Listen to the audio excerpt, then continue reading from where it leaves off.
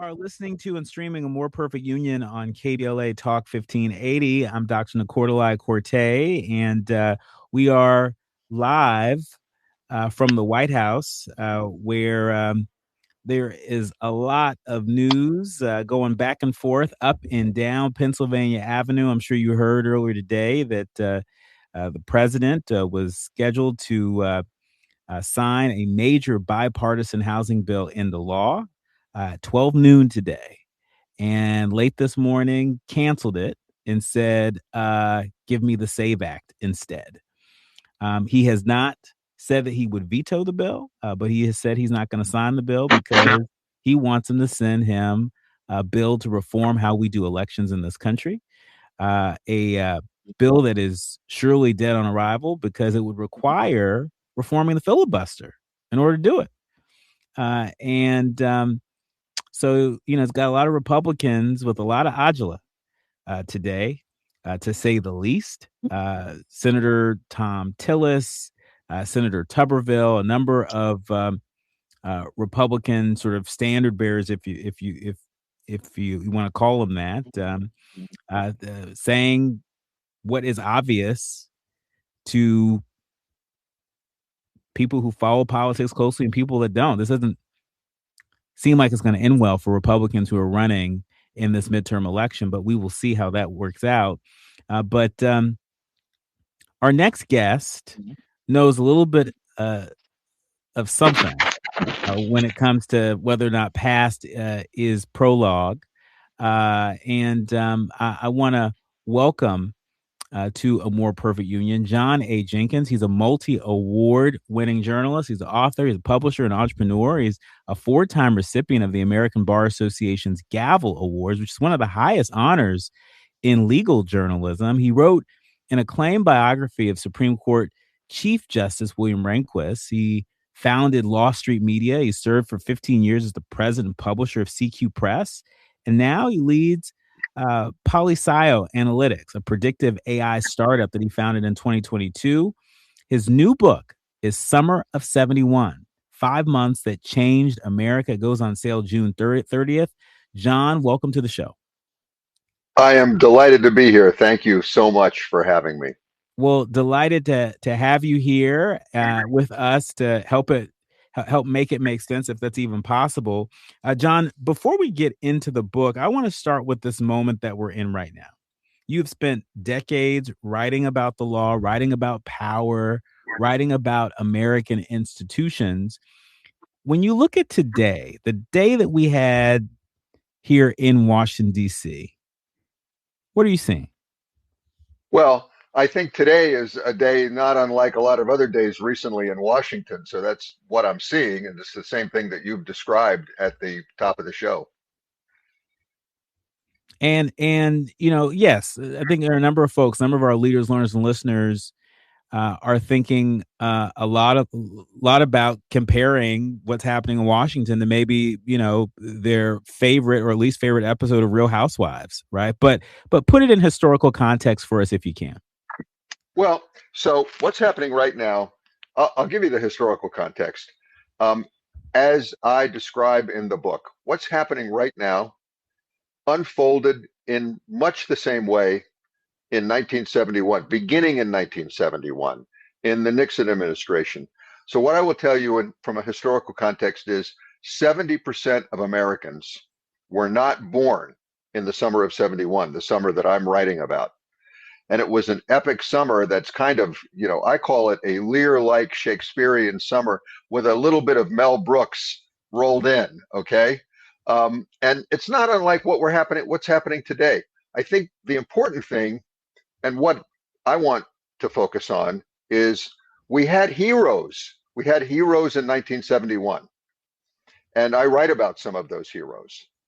And I'm waiting for heroes to emerge today. I do think we have some who are standing up, lower court judges, but I'm waiting for those heroes to appear. What I would also like to say to everyone who's listening is, I do believe that they will come forward.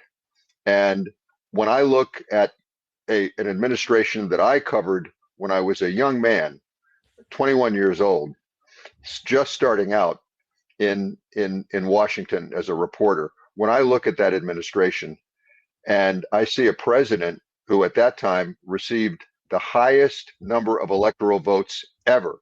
He in his reelection campaign, not unlike today, in 1972, carried 49 of 50 states. The only states he didn't carry were Massachusetts and the District of Columbia. And yet he did not finish his term. So I think heroes will emerge. I'm waiting for that. I think that history, some say history rhymes, some say it repeats. I agree with that, and I think we're still seeing everything unfold.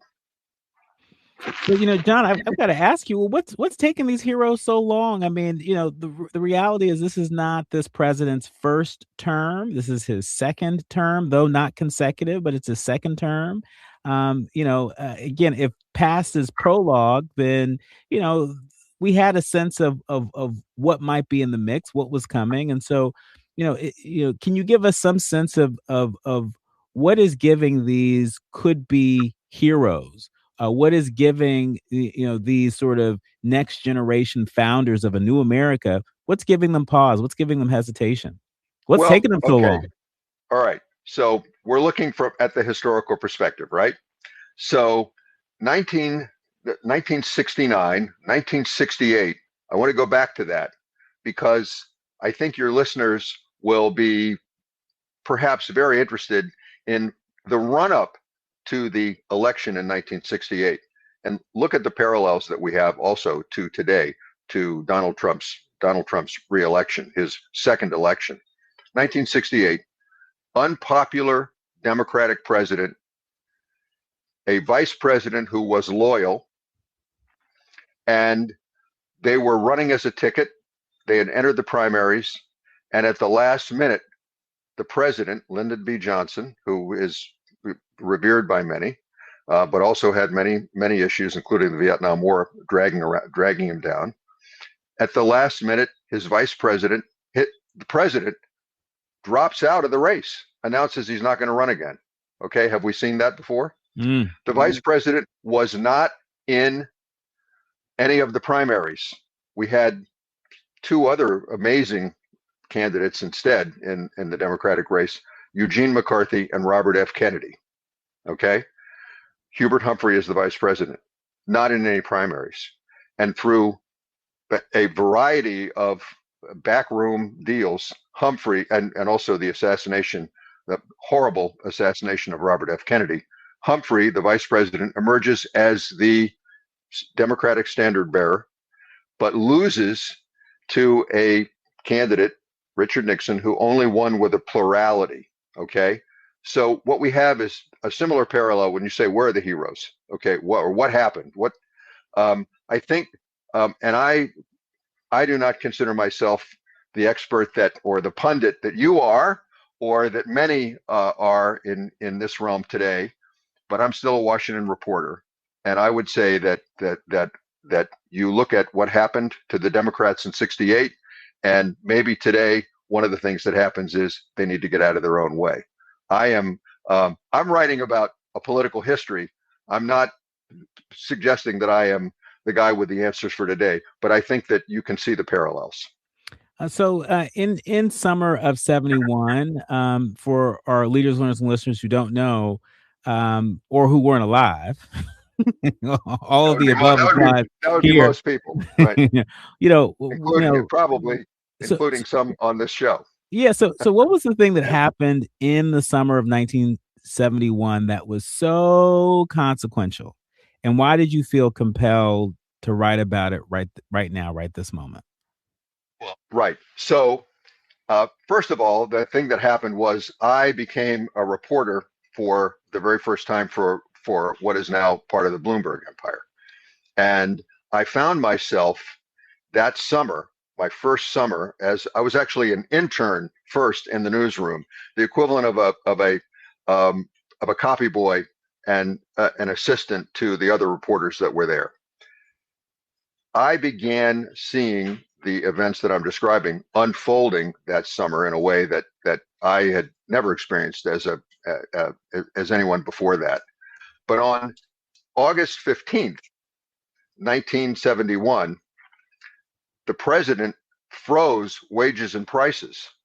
He was suffering an affordability crisis and didn't know what else to do about it, and unilaterally announced he was going to freeze wages and prices. Now, we're still waiting for our current president to take that action, but he's under a lot of pressure.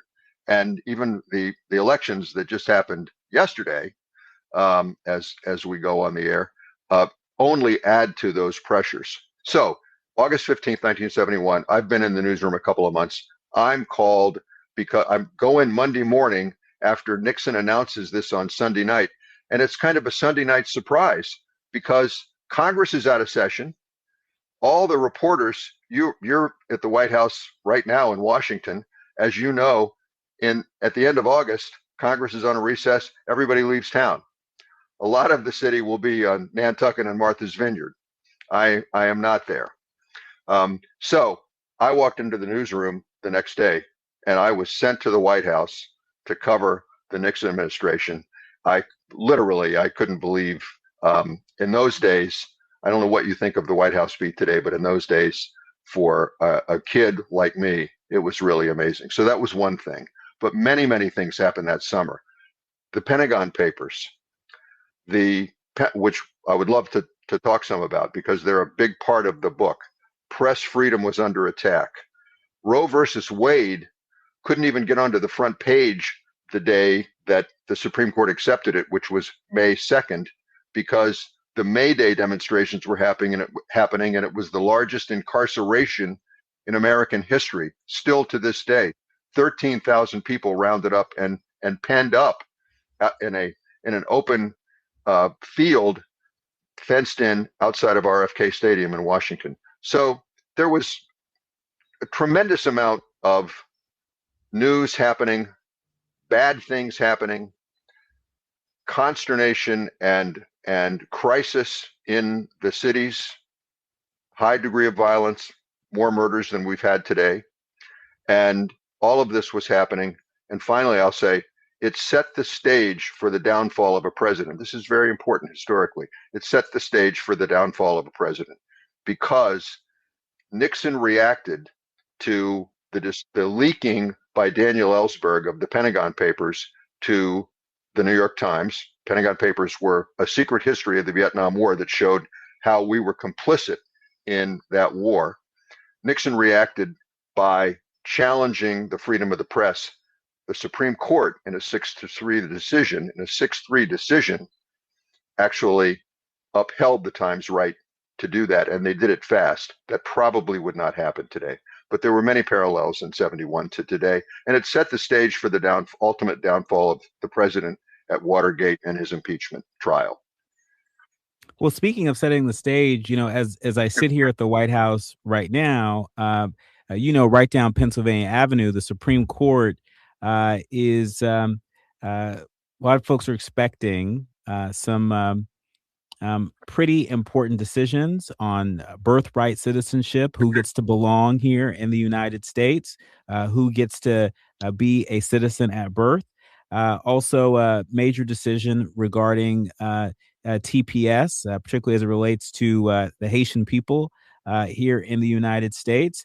And today is the 1-year anniversary where the U.S. Supreme Court overturned Roe v. Wade. On this day, I'm sorry, this would be the 4-year anniversary, because that was June 24th, 2022. Right. So 4 years ago, some major history made and with the overturning of that precedent, Roe v. Wade, protecting a woman's right to choose. You wrote the biography of William Rehnquist, a man who shaped the conservative legal project, as they say, for decades. As a Supreme Court expert, when we come forward, I want to get a sense of how does understanding that history, how does it help us to read what the court is doing right now in 2026? And I know you don't make predictions, but I'm not going to pass up the opportunity to ask you if you have any predictions from what we might see coming out of the Supreme Court in decisions expected tomorrow. You are listening to and streaming A More Perfect Union on KBLA Talk 1580. More with John A. Jenkins, the author of Summer of 71. Be sure to go to johnajenkins.com to follow him more closely. And remember, his book is available everywhere books are sold starting June 30th. More with him when we come forward here on A More Perfect Union. You are listening to and streaming A More Perfect Union on KBLA Talk 1580. I'm Dr. Nii-Quartelai Quartey, and really delighted to be in conversation with John A. Jenkins. He is the author of Summer of 71. You want to pick it up on June 30th. And pick it up not just because you may or may not need another book as a part of your personal library, your collection, but because I think it's important that we are steeped in history, that we are grounded in what has happened before, so we can understand what is afoot before us, and can get about the business of doing our part to influence that. Before the break, John, I was referencing your biography of William Rehnquist, the former Chief Justice of the U.S. Supreme Court. And I was asking you, how does understanding that history, how does it help us read what the court is doing right now in 2026 on the eve of a pretty major birthright citizenship decision that's coming down, among others? I love this question. Thank you. All right. So my book about Rehnquist, which came out a dozen years ago, probably now, but it's still in print. It's called The Partisan: The Life of William Rehnquist. I have to tell you, this is a point of pride with me. It is not sold in the Supreme Court bookstore. And I will let you draw your own conclusion about why it is not sold in the Supreme Court bookstore. This is the only definitive biography, the only full biography of William Rehnquist's life. And I think I pulled no punches, but I also think I did a very, very thorough, incredible job of evaluating the life and philosophy of William Rehnquist, which puts us squarely in the ambit of the Supreme Court today. And I will address the question you asked me before the break on some of the Supreme Court cases, even though you can find many Supreme Court pundits, I'm sure, that are far more steeped in that today than I am. But in the 1980s, and so I go back a ways in this town, and in 1983, I conducted it was the first interview with a sitting Supreme Court Justice, Justice Harry Blackmun, who was the author of the Roe versus Wade decision. And that was a cover story, my first cover story of a number of them for the New York Times Magazine. And it was historic. 2 years later, I went back to the court, and this time I interviewed then Justice William Rehnquist, not Chief Justice yet, then Justice William Rehnquist. And at that point, he was very proudly the lone dissenter. In fact, he had a little Lone Ranger doll he had a fireplace in his office at the Supreme Court, his chambers in the Supreme Court, and he had a little Lone Ranger that his law clerks had given him because they said he was the lone dissenter. He was proud of the fact that he was planting the seeds for what is today the conservative majority on the Supreme Court. And he did that. Got to read the book to really see how he did it. But he was very proud of that fact. And a number of the decisions in which he was distinctly in the minority, including Roe versus Wade, later his dissents were cited by the majority as the basis for their decisions. And I'll tell you, Chief Justice Roberts was a clerk of Justice Rehnquist's. So he's a disciple. Okay. The court is very different than it was in those years, in many ways. One thing, on both sides, both the conservatives as well as the three so-called liberal justices, as well as the six that are in the conservative side, they're I think far more partisan than the justices were overall back in those days of the 70s, the 80s, and actually much before that. There now is clearly is a litmus test not only on the right but also on the left in terms of who will be appointed to the court. And in earlier days, justices were appointed based on a variety of factors, including their learnedness and their understanding of the law. Now it's someone that is relatively young, can serve for a long time, and has already been in the appeals courts and has shown what kind of decisions they will undertake. So the court is very different, but all of this, and the book lays it out. The book about Rehnquist, my biography of Rehnquist, lays it all out. What is the court like today? It's an extremely partisan court. It's frustrating to many observers, and I think right now there are a couple of cases that I am watching, and you've cited more, but I'm watching for the vice chair of the Fed, who is Michelle Bowman. I'm waiting for that decision to come down any day. It could come down. The Supreme Court has said that they're going to have opinions tomorrow, so that one could come down. The birthright citizenship case could come down.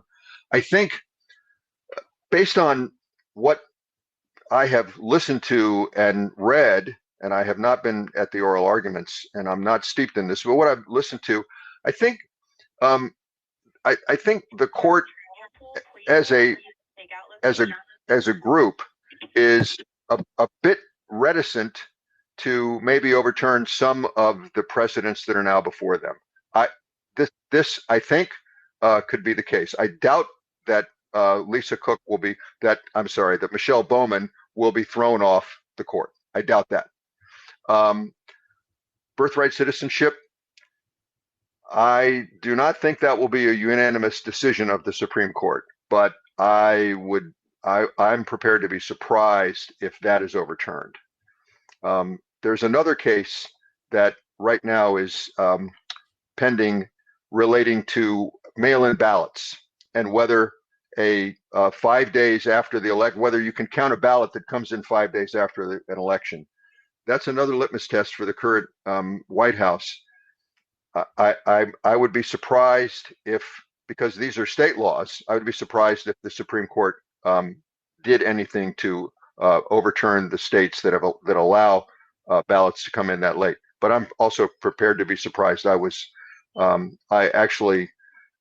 revered Justice Blackmun for his courage and his opinion in Roe versus Wade, and he was the protector of that decision. Honestly, and I will tell you, I never thought that would be overturned, in spite of the conservative majority on the court.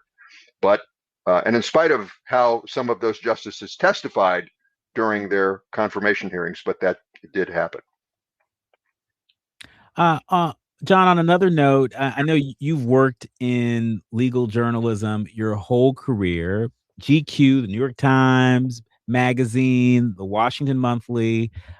You've written for some pretty storied publications. And it's no secret that the media landscape has changed so radically, certainly since you got your start. What do you think we journalists, especially those of us that may be on the front lines, what do you think that we're getting wrong about how we cover law and power right now? Well, that boy, that evokes a lot of thought, and I want to consider it carefully. One thing that strikes me, I'm going to compare the newspaper of record that I still subscribe to in print every day, no matter where I am, the New York Times. Okay. I think we as journalists and some of our great journalistic institutions, what are we getting wrong? That's your question. So what are we getting wrong, or what are we doing differently than before? We have this multiplicity of outlets now. Everybody's fighting for an audience. The audience is fragmented. And so it seems sometimes maybe overly important to a reporter, even someone who's writing for the New York Times, to make the point that this person didn't just say something that is probably untrue, but he lied or falsely stated, or, I pick up the paper every day, and I see a much stronger sense of conviction of really judging the people that we're writing about rather than letting the reader decide for themselves. I think this is probably a natural effect of what has happened to the media landscape. And I don't think that we as journalists are getting it wrong. I think, look, I will tell you, I would love to know someday we'll maybe have a chance to talk about what your experience is in the White House. I remember as a reporter with a White House credential, feeling it's the highest it's the highest status job in Washington, and I think we're also treated sometimes like the lowest status people by the people that are in the White House, and it's very frustrating. And it's not. That's about it's right. Not, you got it. And it's not generally known by the average person. The average person watching the evening news or listening to this show right now. By the way, this is a great show. I love the show. I hope your audience is enormous because I just listened to Tavis Smiley's editorial. Right on, right? But so a lot of us are frustrated, and it's really hard for me even, and I'm sure for all of us, to stay in the lane and try to say, okay, we're going to be objective about this. We're going to state the facts, but we're not going to come to conclusions. Some have argued that if you that we've contributed by doing this to the polarization of the electorate, the polarization and the fragmentation of the audience. But this is what's happened. But I want to go back. I loved your answer about the White House press, because it's very few people understand what a privileged position a White House reporter holds, but how badly they are often treated by the people that they're covering. And I think I'm waiting for the White House Correspondents' Dinner to happen again and to see what President Trump says about us, because it's probably not going to be complimentary. Well, John, I was in Washington the week of White House Correspondents' Dinner, and right after the shooting, I actually ran to my hotel to grab my press badge and ran to the White House press briefing room because I knew the president was going to be speaking to the nation. And he didn't call on me, but my question that night, it still remains, will the White House release the remarks that the president was scheduled to give the night of the White House Correspondents' Dinner? I think that's important because, it speaks to intent. What was the message he intended to give, and what's the relationship between that message and, what has animated and activated folks out there that intend to do harm, not just to him, but to a number of folks that are public figures and elected officials. I love that you make that point. Okay, so I am an expert on the Freedom of Information Act, the Federal Freedom of Information Act, as you may know, with my company PoliScio. And by the way, I want to give a shout out to investigative reporters and editors. We give every member of IRE, the investigative reporters and editors, free access to the only database of federal Freedom of Information requests in the world. And it's a comprehensive database. And if you're an IRE member, we will give it to you. So freedom of information does not apply to the White House. Very interesting. So your question would have been, are you going to release these remarks? I think the answer is no, because he's going to give those. I think he's going to give those remarks.